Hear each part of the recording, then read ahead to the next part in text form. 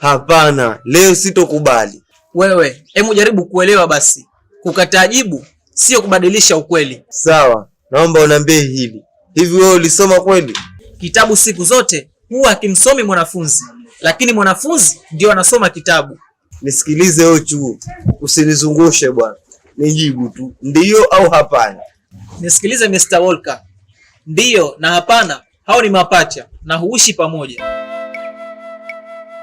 Haya. Tatizo lako wewe, swali lako limevaa viatu visivyolingana. Sasa ni zamu yako kuniuliza. Vizuri. Hebu niambie, ni kitu gani nikitoa kwa mtu lakini bado kinabaki kuwa cha kwako? Hiyo ni shati mwamba. Angalia sasa, na hilo pia umekosa, lakini jibu lake ni maneno yako.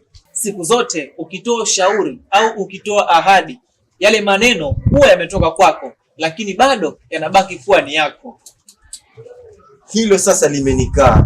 Na fumbo siku zote likikufanya utulie, basi huwa limekufundisha. Haya sasa, ngoja nikufunge na swali la mwisho. Sawa, wewe niulize tu. Sawa. Hivi wewe ni tapeli? Hivi wewe ukimuuliza paka huwa anakunywa maziwa